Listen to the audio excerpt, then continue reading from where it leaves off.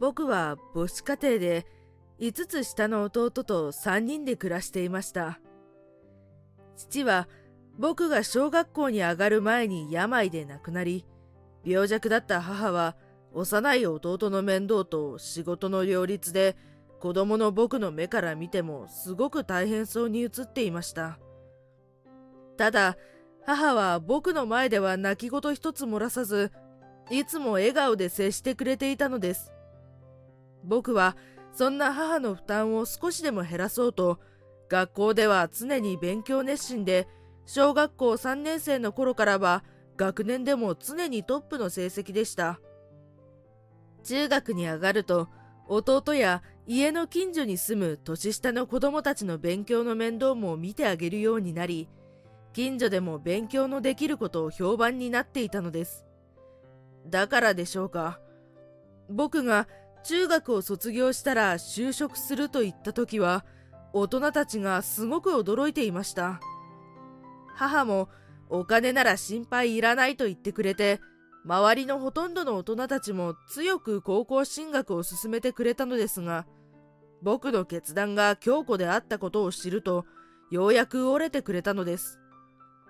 母は必死に隠していたようですが、僕は母が何度か職場で倒れてしまったことを知っていました。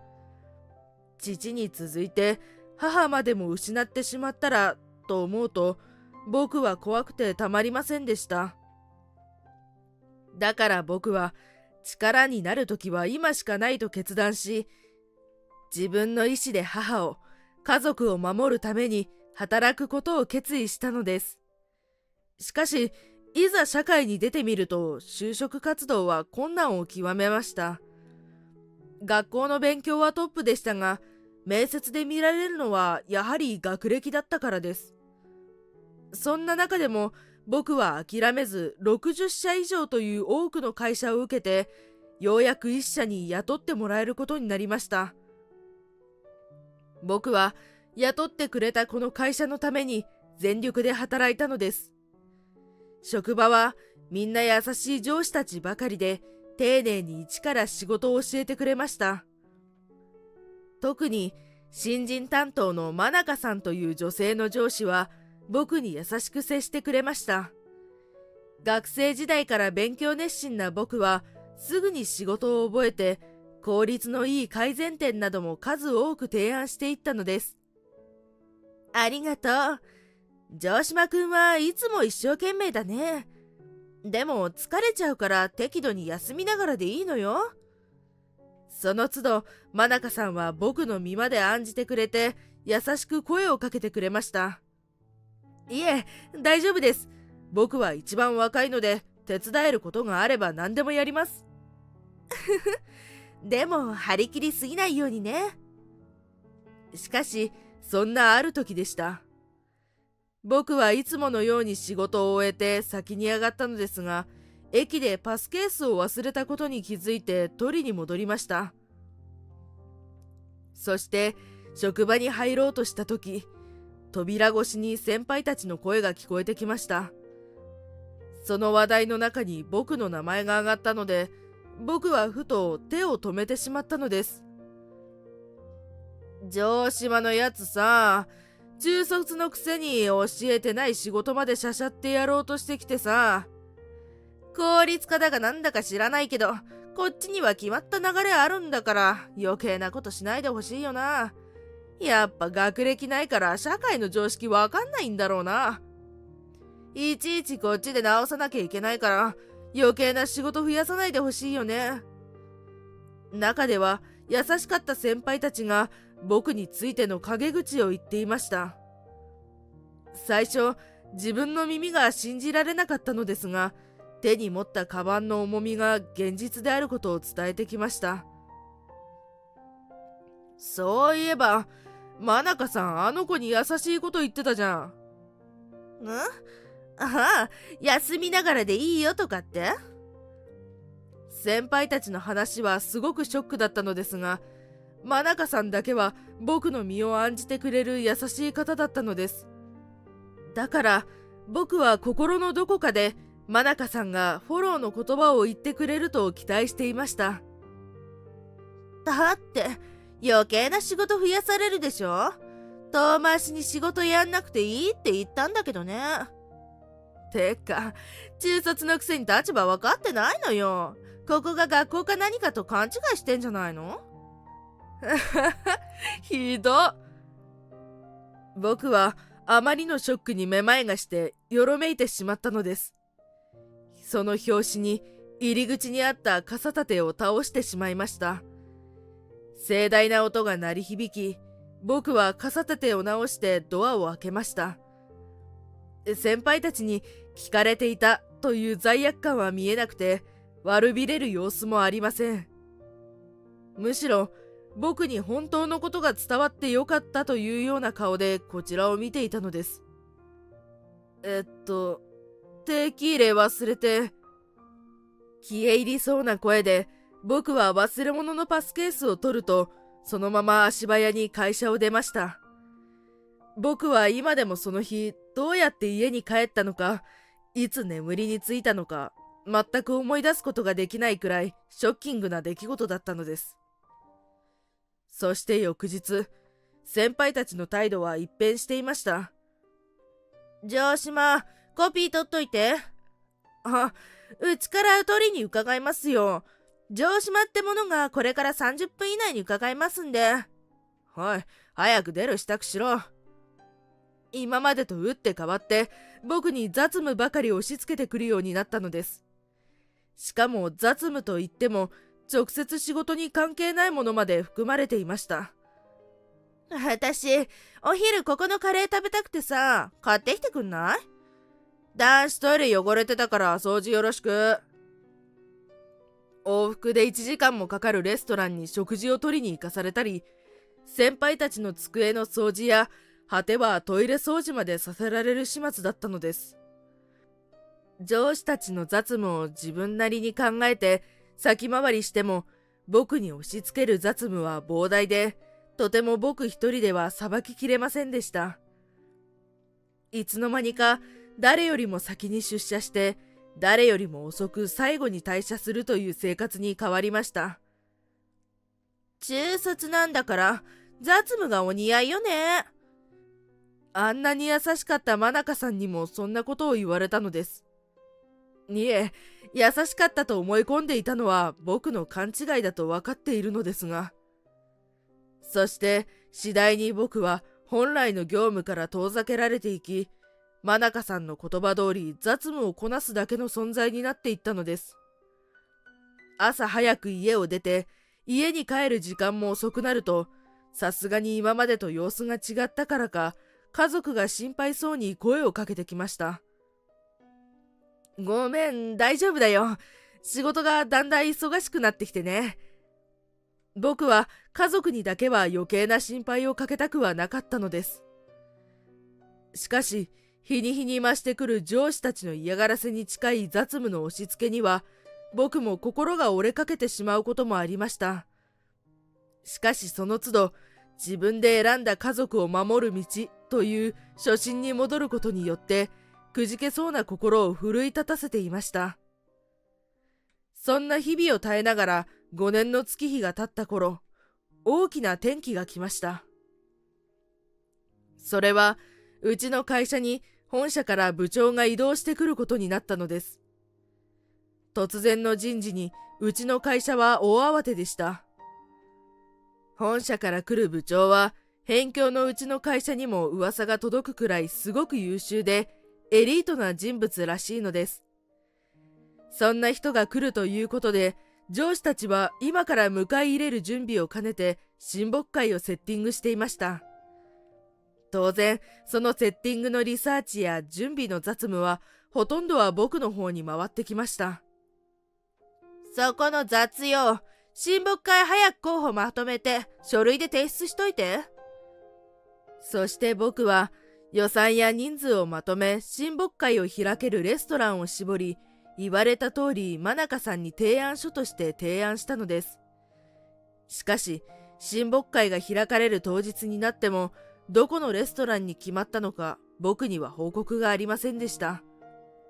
しかもその日も変わらず僕は膨大な雑務を抱えていたのです。僕は恐る恐る真中さんに聞きました。親睦会今日でしたよね。場所決まりました？うん、決まったけど、なんで？思っても見ない反応に僕は驚きました。決まったことには安堵したのですが、決まったなら一言言ってくれたらと思ったからです。今更と思うかもしれませんが、僕は密かに親睦会を楽しみにしていました。ひょっとしたら上司たちとの関係性をよくできる機会になるかもしれない。そんな思いがあったからです。場所はどこなんだろう、何時からなんだろうといつになくそわそわしていて、きっとその思いが顔に出ていたんだと思います。しかし僕の抱いていた淡い思いは打ち砕かれることになります。ひょっとしていけると思ってんの？中卒は人数に入ってないよ。真中さんは、ごめん、伝え忘れてたわ、みたいな軽いノリで僕にそう言ってきました。僕は数秒前までの能天気な考えをしていた自分を殴りたい衝動に駆られました。僕が上司たちと関係を近づけるということ自体が土台無理な話だったんです。なぜなら僕が中卒だから。上司たちは陰口を聞いたあの日よりずっと前から僕に学歴がなく中卒だってことですでに見下していたんです。今さら関係性がどうとかいうこと自体がすでにナンセンスでした。上司たちが出かけていき、静まり返った会社で僕は雑務をこなしながら自分の心が折れかかっているのを自覚しました。きっとこの会社にいてももう自分はずっと雑用係で終わる。でもこの会社を辞めてもきっとどこも雇ってくれないだろう。家族を守るために高校へは進学せず就職する道を自分で決断した。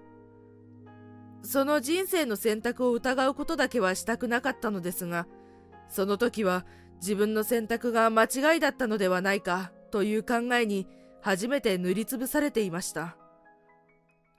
そんな後悔に苛まれている時、会社に一本の電話がかかってきました。電話に出ると真中さんからでした。僕が疑問に思う前にすぐに親睦会に来いと言われたのです。事前に部長が確認していた社員の人数と違うと気づいたからだそうです。部長があんたのこと呼んでるのよ。いい？すぐに来なさいよ。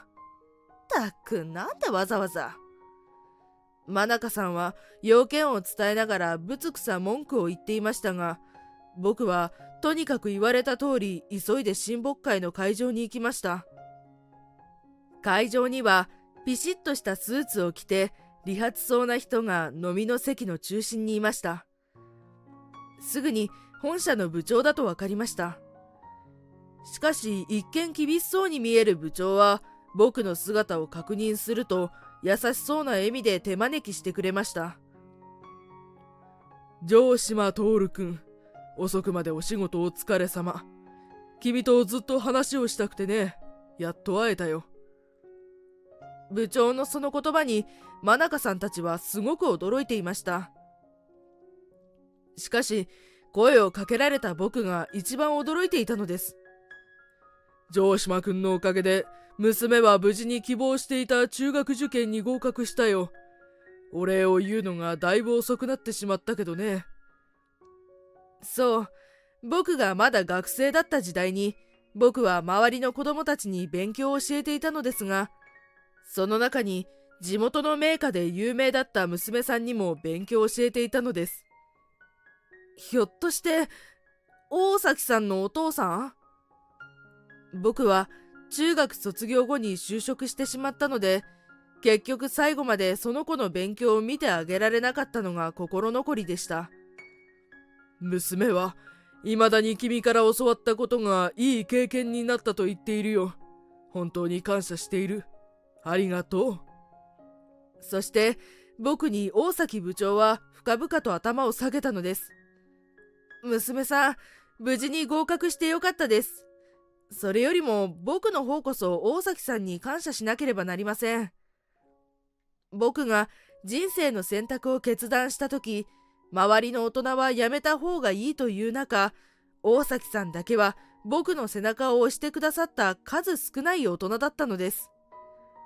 僕が娘さんに最後の勉強を教えていた時、その日は珍しくお父さんが早く仕事から帰ってきました。それが大崎さんでした。君の話は娘や家内からも聞いているよ。君の成績なら間違いなく給付奨学金の選考も通るだろうに。それでも家族のために働くというのかい？僕はその時、大崎さんの目を見て答えたのです。はい。僕の目をじっと見つめた大崎さんは、固い決意を感じ取ってくれたようでした。そして厳しい顔を解き、ふっと優しい笑みを浮かべて、僕に語りかけてくれたのです。自分の人生で自分が選んだ道なら胸を張って突き進みなさい。大丈夫。大人でも周りに流されて敷かれたレールを進む人が多い中、君は自分の責任で決断して自らの道を突き進もうとしているんだ。それは誰にでもできることじゃない。ずっと素晴らしいことなんだよ。僕はその言葉に救われ、今日まで僕の決断と心を支えてくれていたのです。だから僕は素直に大崎さんに感謝を伝えました。君が優秀なことは君が中学生の時から知っている。今日から同じ会社の同僚として一緒に頑張ろう。そう言ってくれた大崎部長の言葉に、先ほどまで折れかけていた心や自分の人生の選択を悔やみそうになった気持ちが消えていくのを感じました。この会社でもう一度頑張ろう。僕をそんな前向きな気にさせてくれたのです。大崎部長が来てから会社の雰囲気も一変しました。社内改革に大きく取り組んだのです。例えば、今までの保守的な流れをもっと効率化したり、部下たちの意見でも積極的に取り入れたのです。特に一番下っ端の僕にもたくさん意見を求めてきました。僕は大崎部長の期待に応えるため、持ち前の勉強熱心なところを生かし、様々な提案をし、社内の誰よりも多く僕の提案が大崎部長に採用されました。そうすると、結果的に先輩たちの作業や負担も減り、僕も定時に帰宅できるようになったのです。そんなある日、真中さんがお昼休みに食事を誘ってきました。そして今までのことを謝ってきたのです。謝って許されることじゃないけど、私は家庭環境からずっと学歴にとらわれて生きていたわ。でも実際に大崎部長へ堂々と意見を言う君の姿を見て、私も本当に勉強になったの。今ならわかる。学歴が全てじゃないって。君は本当にすごい人だったのね。すぐに上司たちとのわだかまりが解けるわけではありませんでしたが、それでも上司たちの態度が徐々に軟化していきました。そして現在、僕は大崎部長からはもちろん、上司たちからも頼られる存在となりました。人生において選択を迫られることは誰にでもあると思います。それでもまずは自分の決断を信じ、胸を張って突き進むこと、それが大事なんだと僕は改めて教わりました。ささやかですが、今は母を温泉に連れて行ってあげたり、弟の大学の学費を払ってあげられたり、僕なりに家族を守ることができています。これからも大切な家族を守りながら、周囲で支えてくれている人たちのためにも、もっともっと仕事を頑張ろう、そう思っています。